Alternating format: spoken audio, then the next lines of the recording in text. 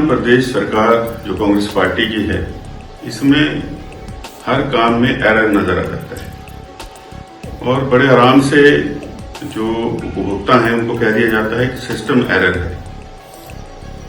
पहले तो जो सस्ता राशन के डिपुओं में हमारे लोगों को मिलता है, उसमें जो अपनी तरफ से एक सुधार करने का प्रयास किया सरकार ने, उसमें लाखों उपभोक्ता जो हैं उनके राशन कार्ड ब्लॉक हो गए, कहीं ओटीपी नहीं आता और जब वो पहुंचते हैं राशन लेने के लिए दुकानों पर तो वहां पर उनको खाली हाथ लौटना पड़ता है।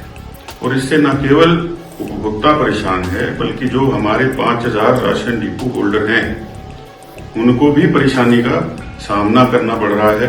जो उपभोक्ता आता है उसके गुस्से का सामना करना पड़ रहा है और अभी तक कोई समाधान वर्तमान सरकार नहीं निकाल पाई है। सिर्फ ये कहते हैं सिस्टम एरर, ऐसा ही सिस्टम एरर आप स्मार्ट मीटर्स में ले आए, जगह जगह स्मार्ट मीटर्स लग रहे हैं, 2-2, 3-3 महीने हो गए स्मार्ट मीटर्स को लगे हुए, अभी तक लोगों को बिल नहीं आ रहा है।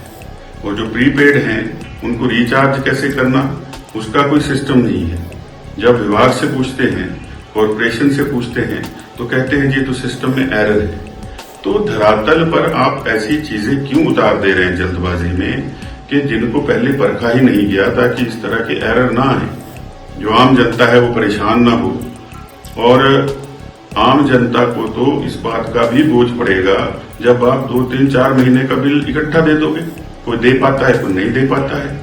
और इसीलिए प्रीपेड का भी सिस्टम लागू किया था कि जो व्यक्ति जितनी बिजली चाहता है उतने पैसे दे दे तो प्रीपेड से उसके घर की बिजली चल सके। तो ये सारी परिस्थितियां ऐसी इस प्रदेश के अंदर बना के रख दी हैं कि हर आम जन जो है वो परेशान है।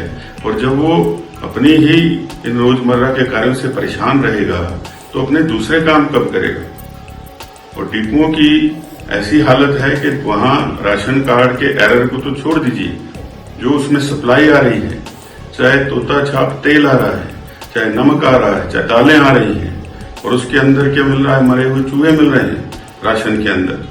तो ये चीजें किसने देखनी है और क्या इसकी गुणवत्ता की कोई जांच नहीं होती है, या जो दे दिया जाता है, जो ले आता है पैकेट बंद करके वो बेच दिया जा रहा है।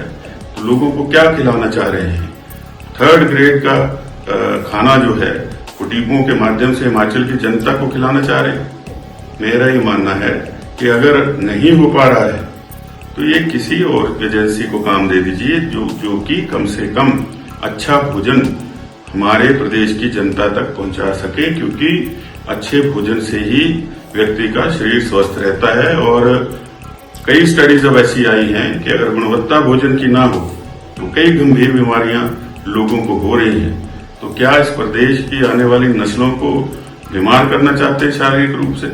सरकार जरा भी गंभीर ना इन मामलों पर न किसी भी और मामले पर गंभीर नजर आती है। ये मेरा वर्तमान कांग्रेस सरकार पर आरोप है। आप देख रहे हैं हिमाचल न्यूज़ 24।